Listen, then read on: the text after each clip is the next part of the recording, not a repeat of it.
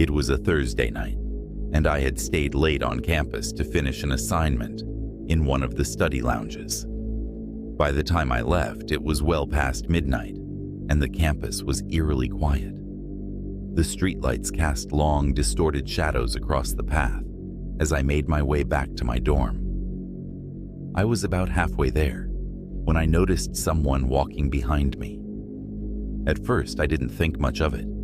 Just another student heading back late like me, probably. But as I kept walking, I realized they were keeping pace, not too close, but never far enough to fade into the distance.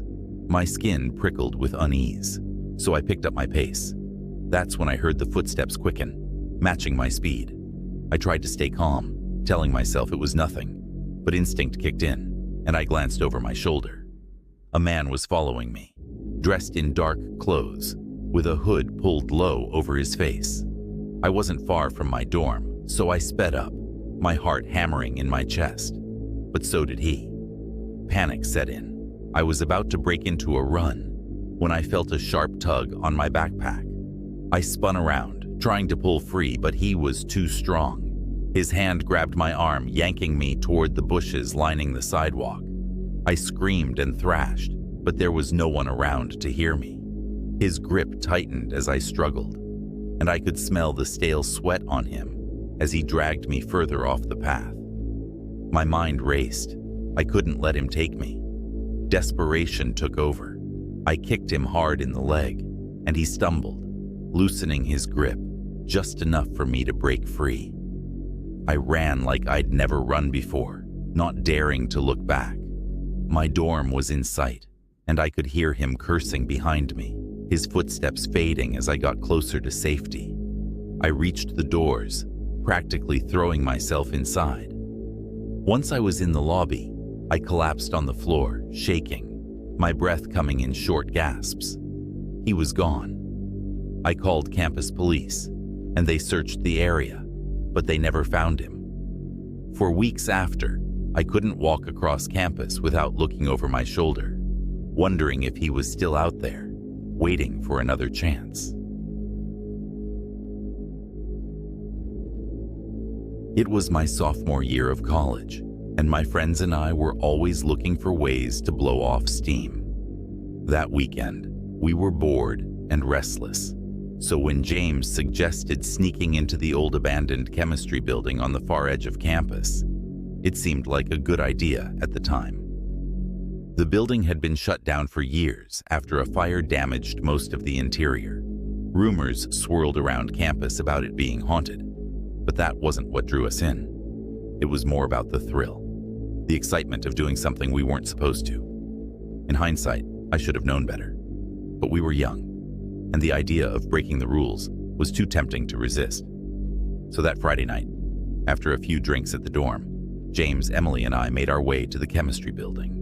It was around 1 a.m., and the campus was dead quiet. The building loomed in front of us, a hulking structure with boarded-up windows and caution tape fluttering in the wind. James, ever the fearless one, had found a side door that wasn't properly secured. He grinned as he pushed it open, and we followed him inside. The place was a wreck. Scorch marks blackened the walls, and broken glass crunched under our feet. The smell of old chemicals still lingered in the air, faint but nauseating. We wandered around the dark hallways, our phone flashlights cutting through the shadows. It was creepy, sure, but more in a run-down, forgotten kind of way. "Let's go upstairs," James suggested, his voice echoing in the empty space. Emily and I hesitated, but eventually, we followed him up the narrow staircase to the second floor. The place felt even more unstable up there. The ceiling had collapsed in a few places, and the floors creaked with every step. That's when we found the hole. It was a massive gap in the floor, probably from where the fire had burned through. James, ever the daredevil, walked right up to the edge and looked down into the blackness below. "You could probably jump across," he said, half joking, but with that wild look in his eye that always made me nervous. "James, don't," I warned. feeling the knot of anxiety tightening in my stomach. But he just grinned at me. Come on, it's not that far. Before I could stop him, he took a running start and leaped over the gap, landing with a loud thud on the other side. I gasped, my heart in my throat. See? Easy, he called out, laughing, his voice echoing through the ruins. Emily shook her head and stepped closer to the edge, clearly not thinking straight. Emily, no, I started, but before I could finish, she tried to jump. She didn't make it. The moment her foot left the ground, I knew it was bad. Her timing was off, and she clipped the edge of the hole with her ankle. I watched, helpless, as she plummeted down, crashing into the debris below with a sickening thud. For a second, everything was silent. Then she screamed, a sound I'll never forget, high-pitched and full of pain. James and I rushed to the hole and looked down. Emily was lying at the bottom, not moving, her leg twisted at an impossible angle. Blood was pooling around her head. "Emily, Emily!" I shouted, but she was barely conscious, moaning in pain. Panic hit me hard, and James, for once, didn't have a stupid grin on his face. His hands were shaking as he fumbled for his phone. "We need to call the police," I said, my voice trembling. "I know," he muttered, dialing, but it felt like it took forever for him to speak to the operator, to tell them where we were. The next hour was a blur of sirens, flashing lights, and guilt. Paramedics arrived, pulling Emily out of the wreckage and loading her onto a stretcher. Her leg was shattered, her head bleeding from where she hit the debris on the way down. They rushed her to the hospital, and James and I sat on the curb outside the building, numb. It wasn't until later that we found out how bad it really was. Emily had suffered a severe concussion, a broken leg, and some internal injuries from the fall. She was in surgery for hours, and for a while we didn't know if she'd fully recover. Sitting in the hospital waiting room, I felt the weight of my decision. I should have stopped James before we even stepped foot in that building. I should have told Emily to stay back, but I didn't. I went along with it, thinking it would just be another stupid adventure. Emily survived, but she wasn't the same after that night. She had to leave school for months to recover, and when she came back, the spark in her was gone. We didn't talk much anymore. It was too hard, too painful. I still think about that night, about how one bad decision, one reckless moment, changed everything. And no matter how much I try, I can't shake the feeling that it was my fault.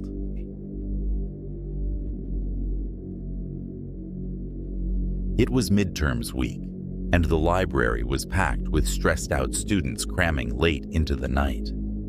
I always preferred studying alone, so I found a secluded study room in the basement of the campus library. The basement wasn't exactly inviting. Dim lighting, cold cement walls, and a weird, musty smell that never seemed to go away. But it was quiet, and that's what I needed. I went down there every night for a week, usually staying until the library closed at midnight. Most of the time, it was empty. The other students seemed to avoid it, which suited me just fine. It was creepy down there, but I didn't mind as long as I could focus. One night, around 11 p.m., I noticed something strange. I was sitting at one of the long tables, buried in my notes, when I heard footsteps echoing down the hallway outside the study room. At first, I thought nothing of it. Maybe another student had decided to use one of the other rooms, but the footsteps didn't stop. They just kept going, slow and deliberate, like someone was pacing up and down the hallway. I waited for the sound to fade, but it didn't. The footsteps continued, getting closer, then farther away, like someone was walking back and forth outside my door. I glanced at the clock. Too late for most people to still be here. The basement was practically deserted at this hour, and I hadn't seen anyone come down. My stomach tightened. but I brushed it off. Maybe it was a janitor making the rounds. The footsteps finally stopped, and the silence returned. I tried to go back to studying, but something about the quiet was unnerving now. The air felt heavy, and I couldn't shake the feeling that I wasn't alone. A few minutes later, I heard the sound again. This time, the door to one of the nearby study rooms creaked open. It was faint, but in the silence of the basement, it was unmistakable. My heart started to race. I strained to listen, but everything had gone quiet again. Curiosity got the better of me. I stood up and peeked out into the hallway. The long corridor was empty, just rows of study rooms with their doors slightly ajar. There was no sign of anyone, no movement, nothing. But the door at the far end of the hall, which had been closed when I came down, was now open a crack. I stared at it, feeling a prickle of unease at the back of my neck. Something wasn't right. I quickly stepped back into my study room and locked the door, telling myself it was probably just another student. But the uneasy feeling wouldn't go away. About 15 minutes passed, and just as I started to pack up my things to leave, I heard it again. Footsteps, slow and heavy, coming from the hallway. They were louder this time, closer, and they stopped right outside my door. I held my breath, frozen. There was a soft tap on the door. Not a knock, just a single tap, like someone gently testing the handle. My pulse quickened. I was sure I had locked it, but the sound made me doubt myself. Slowly, the door handle jiggled, like someone was trying to turn it, testing the lock. I stood there, gripping the edge of the table, staring at the door, waiting for it to stop. After a few moments, the handle went still, and the footsteps retreated, fading back down the hallway. I exhaled, but the unease didn't leave me. I grabbed my bag, deciding I'd had enough for the night. As I stepped out into the hallway, the air felt thick, like the walls were pressing in. I kept my eyes forward, walking quickly toward the exit, but I couldn't shake the feeling that someone was watching me. When I reached the end of the hall, I glanced back, just once. And that's when I saw him. A man standing at the far end, barely visible in the dim light.